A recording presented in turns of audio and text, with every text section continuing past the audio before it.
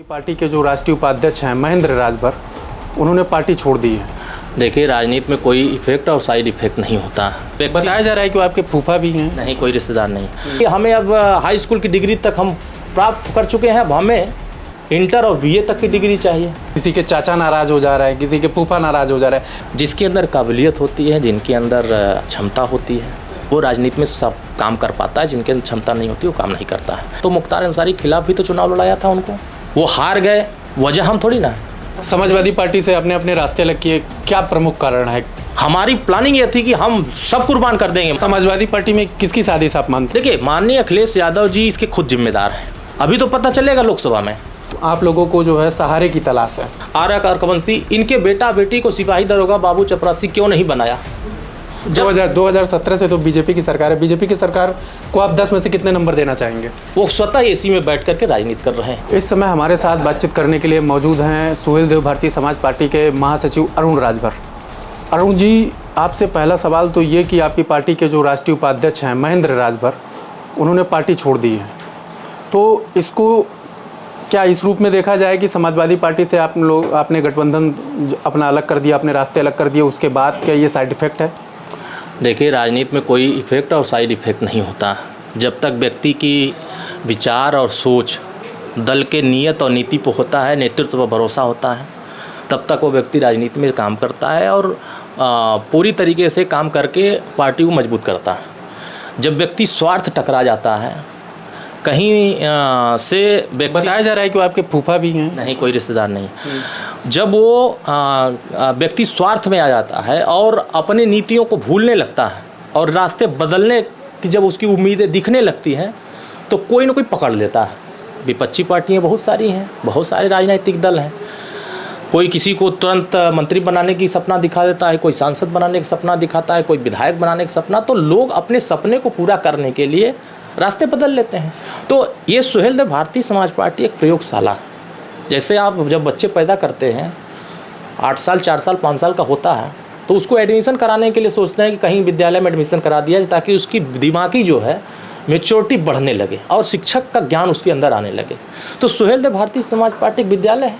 उसके मास्टर माननीय ओम प्रकाश राजभर जी हैं। अपने बच्चों को पढ़ाए, टीचरों को तैयार किए, बहुत सारे टीचर तैयार किए पढ़ाने वाले। उसी में कुछ लोग ऐसे होते हैं, उनको लगता है कि हमें अब हाई स्कूल की डिग्री तक हम प्राप्त कर चुके हैं, अब हमें इंटर और बीए तक की डिग्री चाहिए। तो बड़ा सवाल ये है कि इस समय उत्तर प्रदेश की राजनीति में चल क्या रहा है? किसी के चाचा नाराज़ हो जा रहा है, किसी के फूफा नाराज़ हो जा रहा है, तो कहीं ना कहीं क्या राजनीतिक दलों में रिश्तों को भी अहमियत दी जा रही है क्या? इसको किस रूप में देखा जाए, क्या मानते हैं? सुहेलदेव भारतीय समाज पार्टी इन चीज़ों को नहीं मानती है। जिसके अंदर काबिलियत होती है, जिनके अंदर क्षमता होती है, वो राजनीति में सब काम कर पाता है। जिनके अंदर क्षमता नहीं होती वो काम नहीं करता है। हमारे यहाँ हर व्यक्ति का सम्मान होता है और हर कार्यकर्ता को सम्मान के साथ आगे बढ़ाने की कोशिश किया जाता है। ऐसा नहीं है कि हमने मौका नहीं दिया। जिनका आरोप वो लगा रहे हैं मुख्तार अंसारी के इशारे पर, ये सारी, तो मुख्तार अंसारी के खिलाफ भी तो चुनाव लड़ाया था उनको, वो हार गए। वजह हम थोड़ी ना है। पार्टी ने मौका दिया, लंबे वोट से वोट पाए, 90,000 वोट पाए। कौन दिया वोट? किसकी वजह से दिया? कौन समर्थन किया? किसके कहने पर दिया? उनके चेहरे पर थोड़ी दिया था, पार्टी के चेहरे पर दिया था। माननीय ओम प्रकाश राजभर, उनके प्रचार में मोदी जी आए थे प्रचार करने के लिए। तो ये बात अलग है। लोकसभा में चुनाव टिकट दिया गया था। समाजवादी पार्टी से अपने अपने रास्ते अलग किए, क्या प्रमुख कारण है?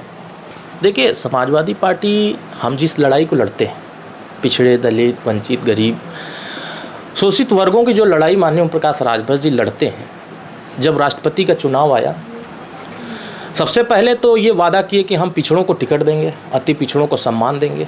पहले चरण में देखा गया, कश्यप को टिकट नहीं, प्रजापति को टिकट नहीं, हरकवंशी को टिकट नहीं, बंजारा को टिकट नहीं, बारी को टिकट नहीं। तो फिर जिनकी लड़ाई माननीय ओम प्रकाश राजभर जी लड़ते हैं, अगर उनको सम्मान राजनीतिक नहीं मिलेगा तो फिर वो समाज हमारे साथ क्यों खड़ा होगा? हमने समझाने का प्रयास किया कि सम्मान समाज को दिया जाए। बीजेपी ने वही काम किया, जो काम हमने बताया समाजवादी पार्टी को, वो काम समाजवादी पार्टी ने नहीं किया, उसको बीजेपी ने किया और वो 100% रिजल्ट उनको मिल गया। 38% मतदाता है ओबीसी में, अति बैकवर्ड, और अति बैकवर्ड समाज आपको क्यों वोट देगा? यही तो बात माननीय ओम प्रकाश राजभर जी समझा रहे थे कि आप इनको सम्मान दीजिए, सम्मान वहाँ मिल नहीं सकता। हमने वादा किया था कि हमको जनरल सीटें दीजिए, सामान्य सीटें दीजिए, बैकवर्ड सीटें दीजिए, ताकि हम अपने नेताओं को लड़ा सकें। उनकी साजिश थी कि सुहेल देव भारतीय समाज पार्टी के नेता चुनाव न लड़ सकें।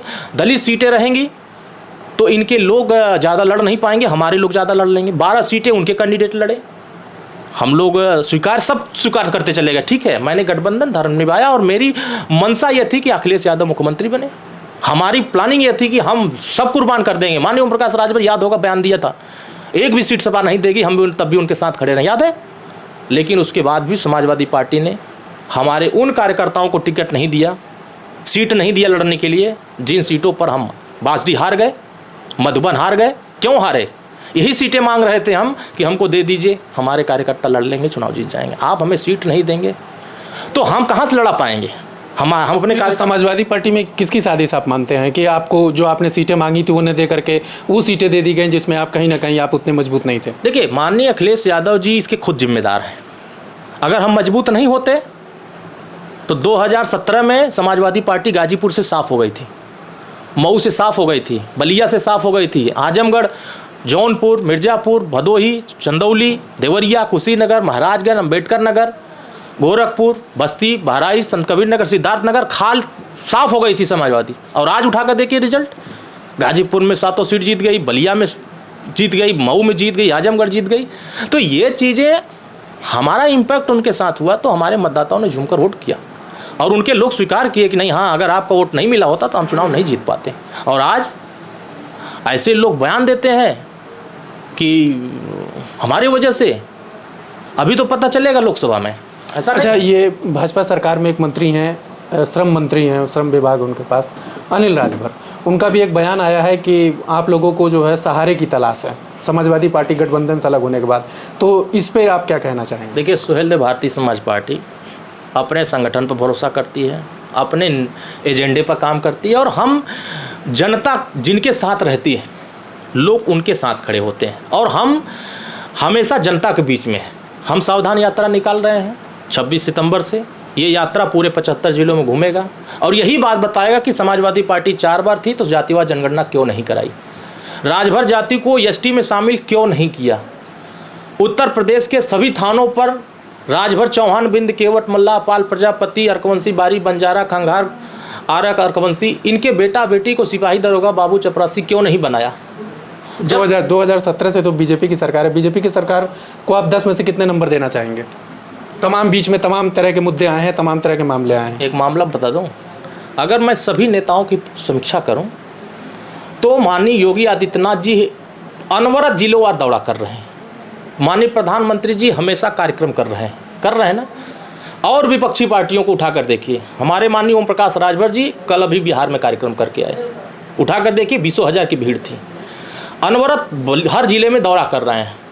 जो यह कह रहे हैं वो स्वतः एसी में बैठ करके राजनीति कर रहे हैं, जिसके वजह से उत्तर प्रदेश के पिछड़े, दलित, आदिवासी, वंचित बदहाल के रास्ते पर जा रहे हैं और उसी को बदहाली से निकालने के लिए हम प्रयास कर रहे हैं और हम जिस दिशा में काम कर रहे हैं, परिणाम आगे आने वाले समय में आपको दिखेगा। 2017 से लगातार बीजेपी की सरकार चल रही है उत्तर प्रदेश में।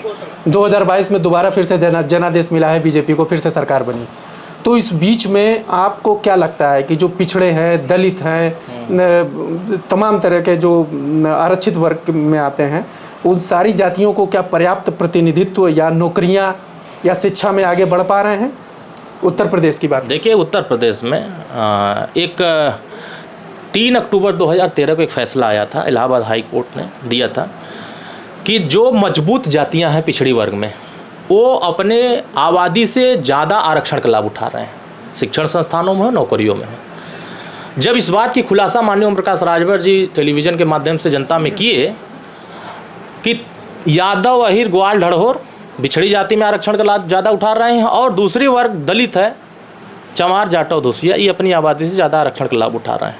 इनकी आरक्षण पर रोक लगाई जाए और तब तक रोक लगाई जाए जब तक अति पिछड़े और अति दलित के बेटा बेटी सिपाही दरोगा, बाबू, चपरासी की लाइन में खड़े ना हो जाए। समाजवादी पार्टी तत्कालीन सरकार थी, स्टे ले ली जा करके सुप्रीम कोर्ट से, कही कि नहीं, ये होने नहीं देंगे।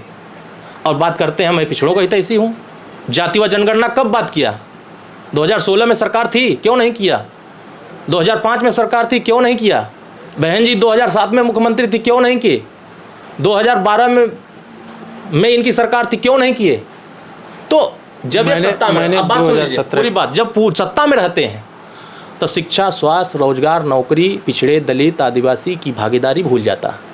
और जैसे ही सत्ता से बाहर आते हैं ये सारे रणनीति याद आते हैं। इसीलिए तो माननीय ओम प्रकाश राजभर कह रहे हैं कि जितने पिछड़े, दलित, आदिवासी नेता राजनीति कर रहे हैं ये सिर्फ और सिर्फ इनको मूर्ख बनाने का काम कर रहे हैं। और इसी का नतीजा अभी हाई कोर्ट ने स्टे लिया है, एक खारिज किया, रद्द किया है ना 80 में शामिल करने का।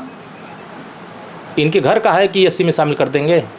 जब ये सदन में थे तो कांग्रेस को लंबे समय तक समर्थन किया कि नहीं किया इन्होंने? 2014 में मोदी जी ने आए थे, 2014 से पहले कांग्रेस तक समर्थन कर रहे थे ये लोग, चाहे सपा हो बसपा हो। संघ केंद्र में सरकार बनाते थे समर्थन दे करके। आज जब समर्थन सरकार खत्म हो गई, भाजपा को समर्थन नहीं दे पा रहे हैं, तो बात कर रहे हैं कि भाजपा आरक्षण खत्म कर रही है। खत्म तो इन्होंने किया था, दोषी इनको क्यों दे रहे? नोटिफिकेशन तो आपने जारी किया था, हाई कोर्ट इनका थोड़ी ना है, तो संविधान के आधार पर चल रहा। संवैधानिक अधिकार तो आपको जो 2017 से दलितों को, पिछड़ों को पर्याप्त अधिकार और जो आगे बढ़ने की जो रास्ते होते हैं, अवसर होते हैं, आपको क्या लगता है मौके मिल पा रहे हैं? आप बराबर ओम प्रकाश राजभर जी की तरफ से या आपकी पार्टी की तरफ से समय समय पर बयान आया कि पिछड़ों के, दलितों के बेटा बेटी, सिपाही, दरोगा, लेखपाल ये नहीं बन पा रहे, IAS PCS नहीं बन पा रहे हैं। तो अब आपको क्या लगता है कि परिस्थितियां कुछ बदली हैं या वैसे ही हैं? बिल्कुल बदली है। अगर बदली नहीं होती, पूर्व रिटायर्ड जज राघवेंद्र जी के नेतृत्व में कमेटी कब गठित हुई? 2017 में। कौन उसमें मंत्री था? पिछड़ा वर्ग कल्याण का माननीय ओम प्रकाश राजभर जी। परीक्षण कराया विभाग से, कार्मिक विभाग से, पिछड़ा वर्ग कल्याण से, समाज कल्याण विभाग से और विधि विभाग से, तमाम विभागों से परीक्षण कराया कि पिछड़े वर्ग में जो अति पिछड़े वर्ग हैं इनकी भागीदारी नौकरियों में कितनी हुई है। मालूम कितना हुआ? 0%। हर विभाग में 0%। माननीय मुख्यमंत्री जी तक बात पहुंचाई गई। हम लड़ाई इसी बात पे लड़ रहे थे कि अति पिछड़ों को भागीदारी नहीं मिल रही है, सत्ता छोड़ दिया, नहीं मिल पाई, हमने सत्ता छोड़ा। और उसी का नतीजा आज जब हमने शुरुआत किया, इस मामले को गरमाना शुरू किया, लगातार जनता के बीच में कहते रहे, माननीय मुख्यमंत्री ने परीक्षण कराया। आपने देखा प्रतिनिधित्व देने के लिए कौन कदम उठाया? समाजवादी पार्टी ने क्यों विरोध किया इसका? बहुजन समाज पार्टी ने विरोध किया, कांग्रेस ने विरोध किया। क्यों किया विरोध? क्योंकि वो खुद नहीं चाहते हैं कि अति पिछड़े के बेटा इन नौकरियों में हिस्सेदारी पावें। माननीय मुख्यमंत्री जी को मैं धन्यवाद देना चाहता हूँ, बधाई देना चाहता हूँ कि उन्होंने सामाजिक न्याय समिति के मुद्दे को गंभीरता से लिया और उसको लेते हुए उन्होंने परीक्षण कराया। और परीक्षण सभी विभाग के प्रमुख सचिव को चिट्ठी लिखा था और उस चिट्ठी में यह कहा था कि इसकी नौकरियों में कितनी हिस्सेदारी है ये हमको रिपोर्ट दिया जाए। रिपोर्ट आई, 1% नहीं है। अब तो सरकार की जिम्मेदारी है ना ये कि इसको इम्प्लीमेंट किया जाए कि नहीं, आरक्षण कैसे दिया जाए। 27% आरक्षण का विभाजन पिछड़ा अति पिछड़ा सर्वाधिक कौन बनाया? माननीय ओम प्रकाश राजभर जी। 7% पिछड़ा, 9% अति पिछड़ा और 11% सर्वाधिक पिछड़ा, सबकी भागीदारी 7% मजबूत को अलग कर दिया, 9% अलग कर दिया कमजोर को, जो एकदम कमजोर 11% को अलग कर दिया। ठीक है, भागीदारी देने की बात है ना। अब आ गए। तो ये थे हमारे साथ भारती सुहेल देव समाज पार्टी के महासचिव अरुण राजभर, जिनका कहना है कि समाजवादी पार्टी हमेशा पिछड़ों की, दलितों की हितों की बात करती है, लेकिन जब समय आता है तो कहीं ना कहीं वो अपने वादों पर खरा नहीं उतर पाती है। हालांकि कहीं ना कहीं अरुण राजभर के बयानों से ऐसा लगता है कि बीजेपी के कामों से, सरकार के कामों से काफ़ी संतुष्ट दिख रहे हैं। आने वाले समय में 2024 का लोकसभा चुनाव जैसे जैसे करीब आ रहा है, किस तरीके से रणनीति बनेगी, किस तरीके से सारे राजनीतिक दलों के बीच आपस में किस तरीके से नया कॉकटेल बनेगा, ये देखने वाली बात होगी। द लीडर हिंदी के लिए कैमरामैन आयुष के साथ मैं जयप्रकाश पाठक, लखनऊ।